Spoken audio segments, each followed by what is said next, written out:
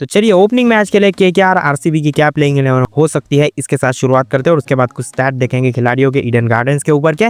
तो सबसे पहले तो मैं आपको बता दूं, Virat Kohli field shot RCB के लिए ओपन करेंगे, तगड़े बैट्समैन से, और ये तो हमें काफी दिनों से पहले से ही पता है कि ये दोनों ओपन करेंगे इनके लिए।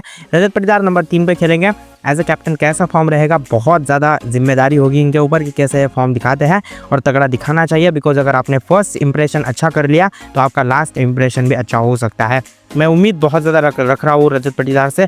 कोई एक ऐसा कैप्टन दिख रहा है ना इस सीज़न जो बड़ा कर सकता है, वो है Rajat Patidar. Rhyme Livingstone number 4 पे, पहले ओवरसीज़ खिलाड़ी, दूसरे ओवरसीज़ खिलाड़ी इस टीम में। मुझे ऐसा लगता है जिम्मेदारियाँ बहुत ज़्यादा बड़ी होगी इनके ऊपर, लेकिन कैसा खेलेंगे वो देखने वाली बात रहेगी।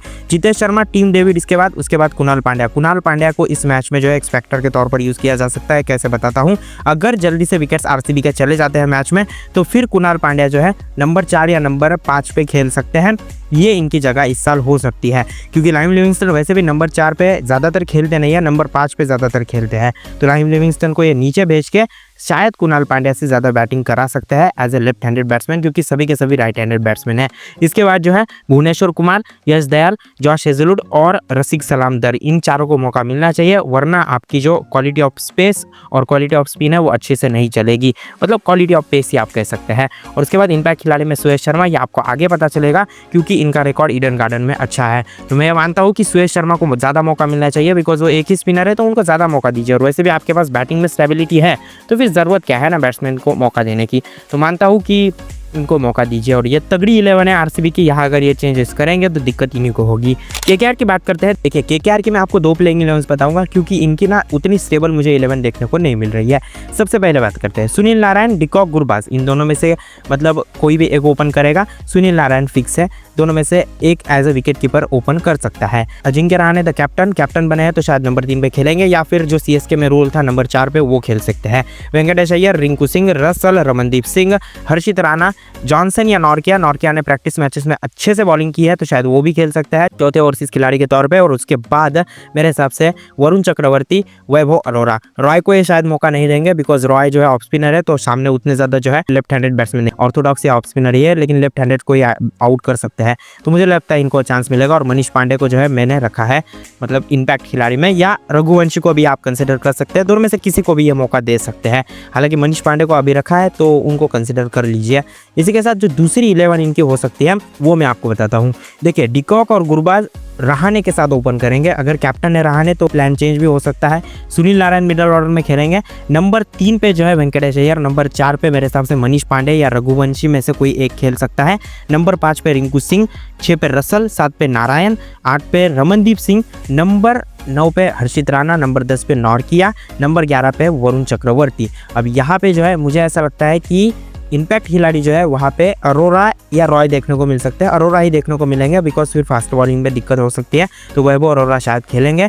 या तो अगर एक आध बैट्समैन को मौका देना है तो बैट्समैन को भी मौका दे सकते हैं, लेकिन मैं मानता हूँ कि अरोरा को मौका आप दे सकते हैं। वैभव अरोरा की बात कर रहा हूँ, क्योंकि उन्होंने अच्छा फॉर्म दिखाया डोमेस्टिक में, तो मैं उनसे उम्मीद रख रहा हूँ। तो ये इनकी 2 बेस्ट 11 है, इसमें से कोई भी 11 ये उतार सकते हैं।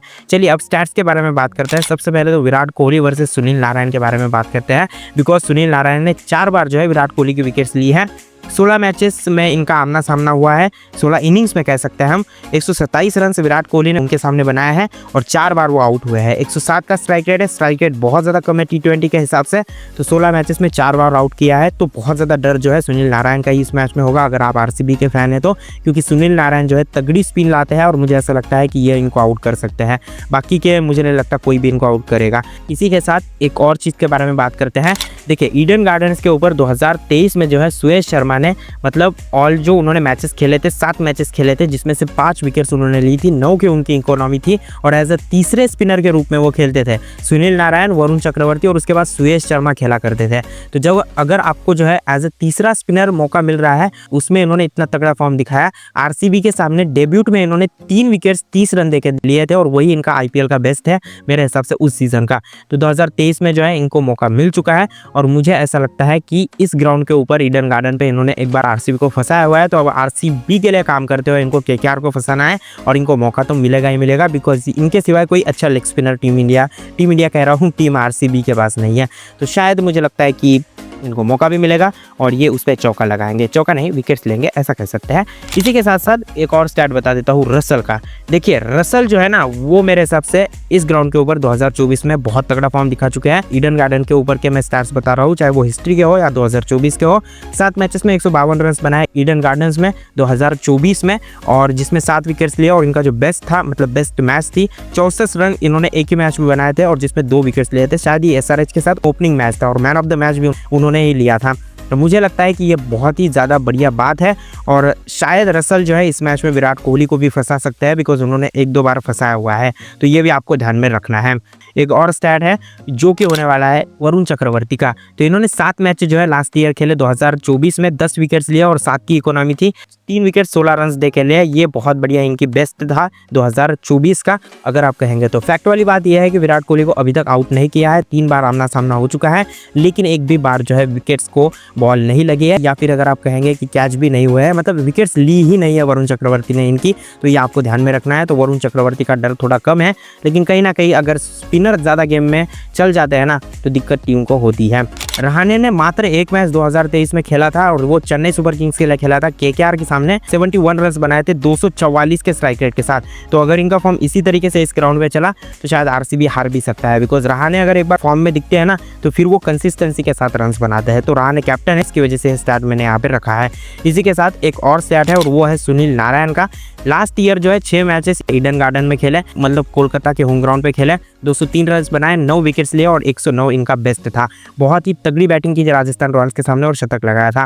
देखिए रजत पाटीदार की बात करते हैं, इन्होंने 2 मैचेस खेले सिर्फ और सिर्फ 2022 में और 2024 में। 2022 में शतक लगाया था ईडन गार्डन्स के ऊपर लखनऊ सुपर जायंट्स के सामने एलिमिनेटर में, तो बहुत तगड़ी इनिंग खेली थी वो। और साथ ही साथ इन्होंने 164 रन 2 ही मैचेस में ईडन गार्डन में बनाए हुए हैं कोलकाता में, और 200 के स्ट्राइक रेट के साथ बनाए हुए हैं। 112 इनका बेस्ट है यहाँ पे। तो मुझे लगता है कि ये इस मैच में तगड़ा फॉर्म दिखा सकते हैं और स्पिनर्स को जो है छक्के लगाते हैं वो तो बताने की जरूरत ही नहीं है। विराट कोहली की बात की जाए तो इन्होंने 13 मैचेस ईडन गार्डन्स में खेले हैं और 371 रन बनाए हैं, 130 का स्ट्राइक रेट है और 100 इनका बेस्ट है। मतलब इन्होंने 2019 में जो है 100 लगाया था KKR के सामने, वो कौन भूल सकता है। उन्होंने बहुत तगड़ी बैटिंग की थी। मुझे ऐसा लगता है कि ये इनका जो है रिकॉर्ड है। सभी के मैंने रिकॉर्ड्स बता दिए। और पिच की बात करूं मैं तो मुझे लगता है बैटिंग ही ज़्यादा चलेगी और स्पिन ज़्यादा चलेगी, क्योंकि बिकॉज पहले से ये ग्राउंड ऐसा ही है और यहाँ की कंडीशन ऐसी है कि यहाँ पे जो है शायद ओस भी आती है थोड़ी सी, तो वो भी एक देखने वाली बात रहेगी। लेकिन मैं ये मानता हूँ ना कि सबसे पहले तो टीम में बॉलिंग ही लेगी टॉस जीत के, और मुझे ऐसा लगता है कि यहाँ पे रन्स बहुत ज़्यादा बरसेंगे। और हाँ, सबसे बड़ी बात तो ये है कि कोलकाता में जो है बहुत ज़्यादा बारिश हो रही है, तो इसकी वजह से गेम के ऊपर इफेक्ट पड़ सकता है और शायद गेंद गीली भी हो सकती है। मैं ये मानता हूँ कि अगर बारिश हो रही है तो मैच जो है कम ओवर्स का भी हो सकता है, ये आपको ध्यान में रखना है। तो ये मैंने आपको अपडेट दे दी। इसी के साथ इस वीडियो को यही समाप्त करते हैं। मैच रिव्यू जो है हर एक मैच का जरूर आएगा IPL 2025 के मैचेस को लेके। तो इसी के लिए जो है चैनल को सब्सक्राइब, वीडियो को लाइक जरूर कर देना। मिलते हैं नेक्स्ट वीडियो में। Thanks for watching.